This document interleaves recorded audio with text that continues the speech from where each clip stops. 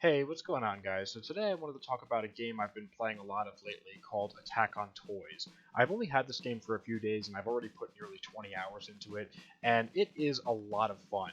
So basically what this game is it's kind of a modern take on the old 3DO Army Men games, which came out in the late 90s and the early 2000s, and if you haven't played those, I do recommend checking them out. At least check them out on YouTube because they were a lot of fun and they did a lot of interesting things. They were a big part of my childhood.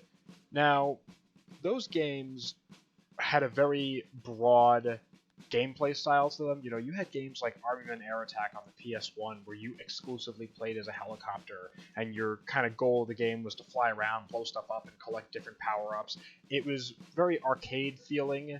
Then you had other games like Army Men 2 on the PC, which in my opinion was the best Army Men game they ever released, where it was more of a top-down shooter thing, but in the skirmish mode you could build your own bases before the game started. You had like a whole setup phase, and then you'd play against the AI or against real people. Not that I ever did, though, because at that time I was a little kid and I didn't have internet. But it was that, and then you had the PlayStation 1 games, the other PlayStation 1 games like Army Men 3D or Army Men World War, which also had a PC port, but the PC version of World War was completely different than the PlayStation 1 version. Honestly, the PlayStation 1 version was superior, and basically what that was is it was this third-person shooter experience set in like a Toy Story-esque universe where you were just this little plastic man running around fighting other little plastic men. So what Attack on Toys does is it basically takes those three concepts, those three gameplay styles, and combines them into one game to admittedly mixed results. So I just want to preface all of what I'm going to say with I do love this game. This game is fantastic. I highly recommend you go get it. And the best part about this game is it is free. If you go on itch.io, you can get this game completely for free. The full game completely for free. Or if you want to support the developer, you can go grab it on Steam right now. I believe it's only about $7. And the Steam version does have the added bonus of having things like achievements that are linked to your Steam account and all that. So that's cool as well. But like I said, it's free to play if you do want to play it. But when I say free to play, I don't want you to be disheartened by that. It doesn't have any of the free to play crap that most free to play games have. There's no microtransactions or anything like that. There are cosmetics that you get with points that you earn in the game and only in the game. There are no microtransactions whatsoever, which is really nice to see from a game in the modern day. That being said, going more into the gameplay elements of it, as I said before, there are some real mixed results, and I'm not really sure why.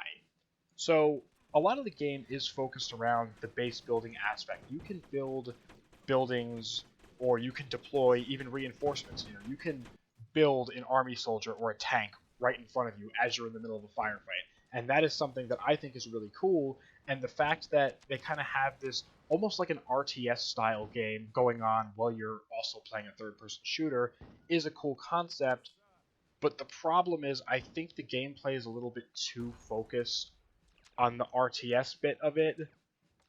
It's really weird. It's almost like I almost get the vibe that the developer doesn't want you to actually play it as a third-person shooter at all because the controls are really, really clunky. And it's not even a matter of that they're poorly set up or there's a bad UI. It's just for a lot of weapons, some weapons just don't work properly. Like, take for example the rocket launcher. For one reason or another, every time I go to shoot it, I have to hold my left mouse button down for what seems like a random amount of time. Sometimes it will fire right away. Sometimes it could take up to 4 seconds for it to actually fire that rocket. And when you're trying to lead a tank in the distance, that's not exactly easy to do, and I don't really know why this was the case because it wasn't the case in the old Army Men games, and yeah, the weapons don't work particularly well. The movement's a little bit wonky, but at the end of the day, it's okay, but the weapons themselves don't work particularly well as a general rule. Now, there are some weapons that actually work quite well. The Gatling gun works well, the quad launcher works well, the regular M16 works pretty well, but then there are other weapons like the rocket launcher, the sniper rifle, that just don't. The grenades are. I can't even use grenades. There are so many. There's a couple grenade variants in the game. You've got like a thermite grenade, a regular grenade, and then a stick grenade that has a bunch of grenades basically taped together. And while they're cool, for some reason when you press the G key to throw a grenade, it takes several seconds for the grenade to actually be thrown. And again, it doesn't really work particularly well. Moving on from that, we have vehicles. Regular vehicles, ground vehicles I'm talking about. I'm going to get to air vehicles in a minute, but ground vehicles are abysmal. The controls for them, everything seems delayed. In fact, it seems when you enter a vehicle, it seems more like you're the vehicle commander rather than the vehicle driver or gunner. It almost seems like maybe the vibe that the developer wanted to go for is that you're telling the people inside the vehicle what to do, then it takes them a second to actually do it, because that is exactly how the vehicles play. You have to hold down the left mouse click to shoot anything. And with things like the tanks, for some reason, they'll have the main cannon of the tank shooting at the same time as the machine guns. There is no separate, like, it's not like in other games where you can right click for the machine gun and left click for the main cannon. They both shoot at the same time, meaning that if you're trying to wait in between shots of the main cannon and you want to shoot the machine gun, you have to shoot them both at the same time. So if you don't want to shoot the main cannon yet, it may shoot anyway because you have to hold down that left mouse click just to shoot your machine gun. The other thing with vehicles, and this applies to air vehicles too, is for some reason they're really, really slow. It's like they move in slow motion. Well, the infantry moves at what's, for the most part, a regular normal speed, but the vehicles all seem to move in slow motion. And I don't know if this is a balancing thing, if this is a performance thing, but they're not fun to use. More often than not, I just kind of spawn the vehicles into the map and let them go and do their own thing. I don't bother getting in them because it's just basically suicide if you do that. They're pretty much guaranteed to be destroyed, which is why I say, again, it almost feels like the game wants to focus more around like an RTS component rather than actually having a lot of control as a soldier yourself. But part of the problem with that is it's not that you're just vulnerable, it's that you're just completely ineffective. The other thing that I find really strange is with the aircraft. The aircraft are even worse than the ground vehicles in that the helicopters are ridiculously hard to control. For some reason, it seems like no matter how long you hold down the A key to go left, it won't really move at all, and then it will suddenly start moving to the left quite quickly, and then you can't get it to stop, and it just goes and just keeps going. The other thing with the vehicles and just infantry, just damage in general, there's not a lot of damage feedback at all. Like, you don't really know when you're getting hit. I found myself oftentimes just dying and I wasn't even aware that I was getting hit. Like, a lot of other games will make a sound effect when you get hit, or the screen will start to turn red. There is none of that in this game, so it's hard to know, especially if you're in a helicopter, if you're getting hit, which that's another weird thing. For some reason, when you're in a helicopter and you take enough damage, your guy kind of just gets out, but there's, from what I can tell, there's no health bar. It doesn't actually tell you how much health the helicopter has left, but you just kind of, like I said, you kind of get out, and then the helicopter starts to spin around in slow motion and slowly fall to the ground, which is really, again, just really weird. Also, some of the planes, especially the bomber plane, is basically unusable. I have tried many times to try to make this thing work, and I can just never figure it out. It flies so weird. It's like it wants to hover, but it also likes to want to go in one direction. It tends to flip over. It's quite a big vehicle, so I'm hoping with updates maybe the developer can fix it. I think it's just a bit buggy, but yeah, like I said, it doesn't work. That being said, some of the vehicles do have really cool traits. Like the Chinook helicopter and the bomber plane will actually airdrop like paratroopers as you fly them. It's just a passive effect. You don't press anything for them to do that. They just drop paratroopers, and I think that's something that's really cool. The other thing I would say that's one of the biggest things holding this game back is I had to put in a good 5 hours into this game until I actually figured out how the game worked.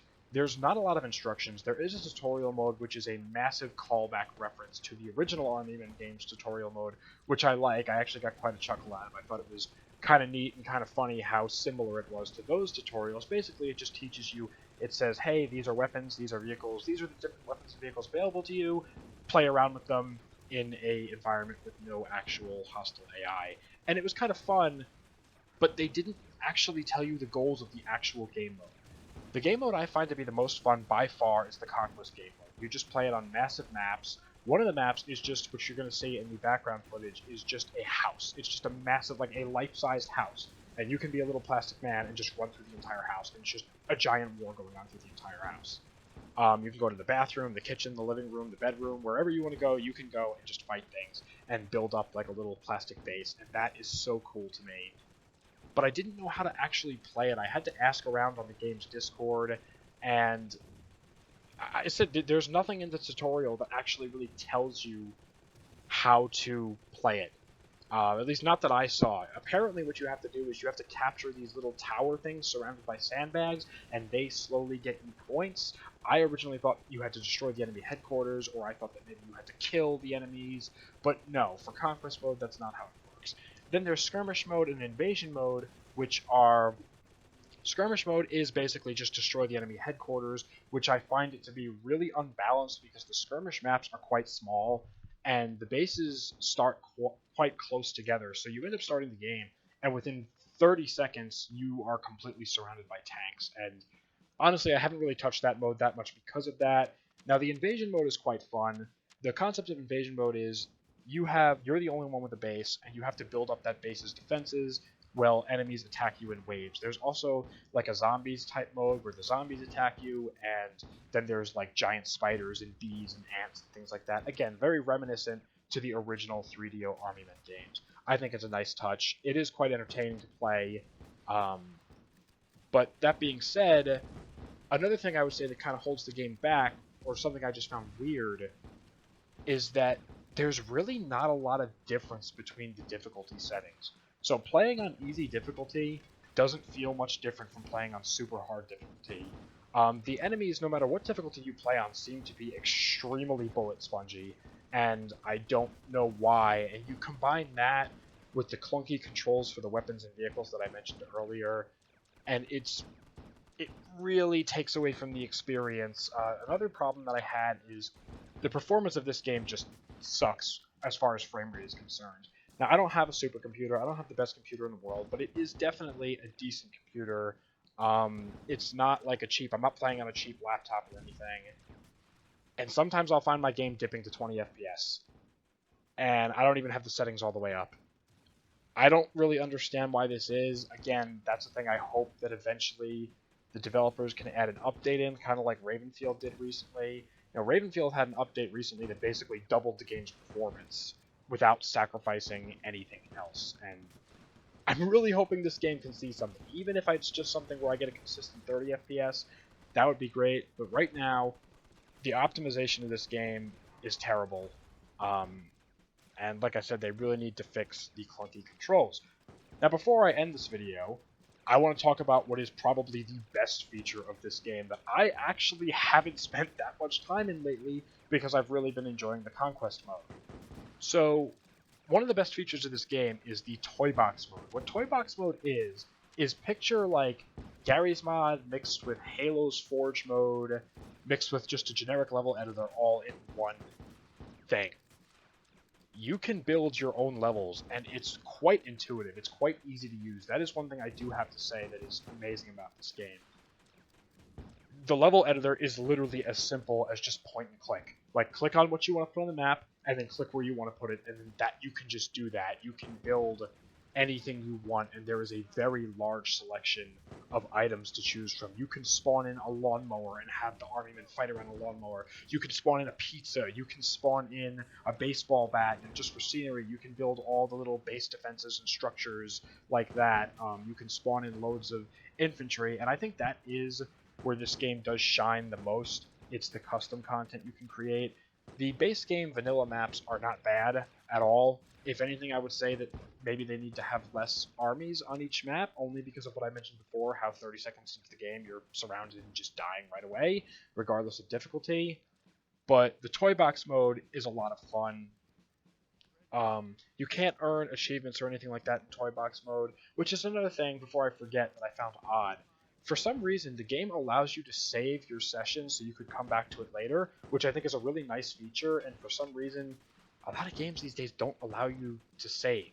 Games like this don't really allow you to save, and this game does, and I think that's great, but then it tells you that if you do save, you lose the ability to get achievements or any of the in-game currency to buy the cosmetics, so then it's like, now I don't want to save my game, And with game modes like Conquest, where you're having I played a Conquest match the other day that lasted like 2 hours. And sometimes I don't have 2 hours to put in one session, so it's just like, it would be nice if we could save it. I don't really see why you can't save it and still get achievements and still get the in-game currency. Another weird thing as well is the progression system. Basically, you start off with a soldier, and he's at his lowest rank, and you have to rank him up. And then you almost have to enter, and as you rank up, your soldier actually does more damage to the enemies. But even when you're at max rank, the enemies are still incredibly bullet spongy, so it doesn't really matter. But then you have to go through like this weird like Call of Duty prestige system where you reset your rank, and then it increases your squad size, which I'm still not really sure what that is. I assume it allows you to have more people follow you around, but I don't know. It's just very strange, a very strange system, and I'm not really sure about how that works. But like I said before, don't let any of the negatives that I've said in this video, don't let that dissuade you from trying this game out. Like I said, it is free. You can go to itch.io, or you can support the developers on Steam with a couple of dollars. And I would definitely recommend playing it. It is worth it. Even if you are paying for it, it is definitely worth the $7. There are just some things that really do need to be fixed and kind of polished out. But overall, it is a good game. Attack on Toys, I highly recommend it. Go give this game a download and give it a try. As always, thank you for watching. Have a great day and stay safe. Goodbye.